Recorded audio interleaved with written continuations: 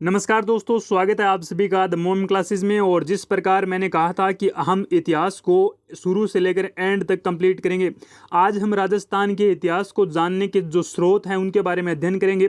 पिछले वीडियो में हमने इतिहास क्या होता है, इतिहास की क्या परिभाषा होती है, उसके बारे में अध्ययन किया था। वीडियो काफ़ी इंपॉर्टेंट है, पिछला अगर आपने नहीं देखा है तो वो ज़रूर देखें।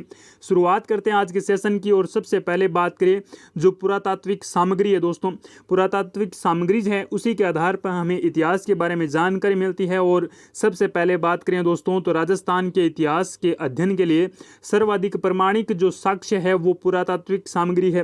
राजस्थान का ही नहीं अपितु पूरे विश्व का अगर हमें इतिहास जानना है तो उसके लिए हमें पुरातात्विक सामग्री की सहायता से ही हम इतिहास को जान सकते हैं दोस्तों। नेक्स्ट बात करें तो पुरातात्विक सामग्री के उत्खनन व संग्रहण के बाद अध्ययन व प्रकाशन का कार्य भारतीय पुरातात्विक सर्वेक्षण विभाग के द्वारा किया जाता है। यानी इतिहास से जो भी जानकारियां मिलती हैं उनका जो डिटेल है वो कौन बताता है, तो भारतीय पुरातात्विक सर्वेक्षण विभाग बताता है दोस्तों। और ये जो भारतीय सर्वेक्षण विभाग है इसकी स्थापना वर्ष पूछा जाए जो कि काफ़ी इंपॉर्टेंट है, 1861 ईस्वी में हुई थी दोस्तों। सबसे पहले बात करें तो ये जो भारतीय पुरातात्विक सर्वेक्षण विभाग है इसकी स्थापना किसके द्वारा की गई, ये भी काफ़ी इंपॉर्टेंट है, तो अलेक्जेंडर कनिगम के द्वारा इसकी स्थापना की गई। अब दोस्तों पूछा जाए कब की गई, तो ये 1861 में की गई। और ये जो स्थापना करने वाले व्यक्ति थे तो ये इंग्लैंड के व्यक्ति थे, अलेक्जेंडर कनिगम, इन्हीं के द्वारा इसकी स्थापना की गई। राजस्थान में पुरातात्विक सर्वेक्षण का कार्य कार्लाइल द्वारा 1871 ईस्वी में किया गया तथा बाद में 1902 ईस्वी में जॉन मार्शल द्वारा किया गया। तो सबसे पहले जो सर्वेक्षण का कार्य है वो कार्लाइल के द्वारा किया गया, उसके बाद ये शुरुआत करते हैं 1871 ईस्वी में। इसी के साथ 1902 ईस्वी में जॉन मार्शल द्वारा किया गया। नेक्स्ट बात करें तो महत्वपूर्ण जो अभिलेख है, जो प्रशस्तियां हैं, प्रशस्तियां जो वीरों की शौर्य गाथाओं को बताती है, अभिलेखों पर विभिन्न इतिहास की जानकारी हमें देखने को मिलती है। शिलालेख व अभिलेख महत्वपूर्ण प्रमाणिक होते हैं। शिलालेख व अभिलेख तिथि युक्त व समसामयिक होते हैं, यानी उस समय की जो घटनाएं होती हैं उनको नोट करते हैं। समसामयिक जो कहते हैं हम, जिसे करंट अफेयर्स कहते हैं, उसकी जो तिथि एवं तिथि जो होती है उन सभी को लिखा जाता है शिलालेख और अभिलेखों पर। आहड़ के 2 शिलालेखों में देवकुलिया लेख व भक्ति कुमार का अभिलेख, जिनको कर्नल जेम्स टोड इंग्लैंड ले गए थे। जो आहड़ से प्राप्त हुआ था कौन सा लेख, देवकुलिया लेख और भक्ति कुमार का लेख दोस्तों। ये दोनों ही लेख कहाँ से प्राप्त हुए दोस्तों, तो ये आहड़ से प्राप्त हुए। और आहड़ कहाँ पर पड़ता है दोस्तों, आहड़ पड़ता है उदयपुर में। ये जो आहड़ सभ्यता है ये बेडस नदी के किनारे, जिसे बात करें तो आहड़ सभ्यता का खोज किसके द्वारा की गई, तो ये अक्षय कीर्ति व्यास के द्वारा की गई। और आहड़ से जो शिलालेख प्राप्त हुए हैं वो देवकुलिया लेख है, भक्ति कुमार का अभिलेख है, जिन्हें कर्नल जेम्स टोड इंग्लैंड ले गए। और कर्नल जेम्स टोड से अगर कोई क्वेश्चन पुटअप होने की संभावना वो रहती है दोस्तों, तो वो ये रहती है कि इंग्लैंड जाते समय कर्नल जेम्स टोड ने किस शिलालेख को समुद्र में फेंक दिया था।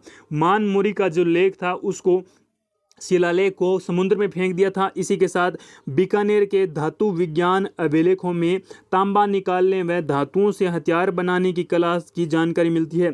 तो बीकानेर से जो सभ्यताएं प्राप्त हुई है उनके बारे में अध्ययन किया। बीकानेर अभिलेखों में लाणी नामक पौधे से रासायनिक क्रिया द्वारा साजी क्षार के उत्पादन का उल्लेख भी मिलता है दोस्तों। शिलालेख और अभिलेख के बारे में अध्ययन करें तो पत्थर की शिलाओं, दीवारों, स्तंभों आदि पर किसी प्रकार की जानकारी लिखी हुई मिलती है तो उन्हें शिलालेख कहते हैं।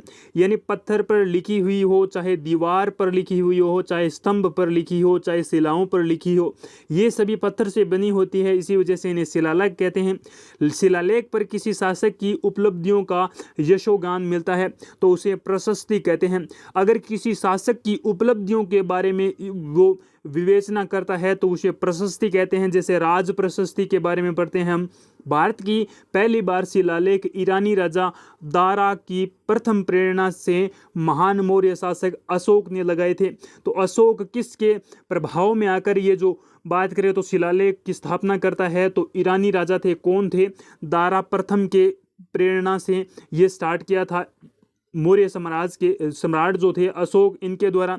अशोक के शिलालेख एकाश्म थे। क्या थे दोस्तों, एकाश्म थे। एकाश्म के बारे में भी अध्ययन करेंगे। अभिलेखों का अध्ययन एपियोग्राफी कहलाता है। भारत में संस्कृत भाषा का प्रथम अभिलेख शक शासन रुद्रदामन का गुजरात से जूनागढ़ अभिलेख मिला है। तो गुजरात से मिला है सबसे प्राचीन अभिलेख, और ये जो मिला है ये शासक कौन थे? रुद्रदामन थे। और ये लिखा हुआ है किस भाषा में? तो संस्कृत भाषा में लिखा हुआ है। इन बात करें तो अभिलेखों या फिर शिलालेखों की जो अध्ययन है उसे एपियोग्राफी कहा जाता है। अशोक द्वारा शिलालेखों में 4 लिपियां थी।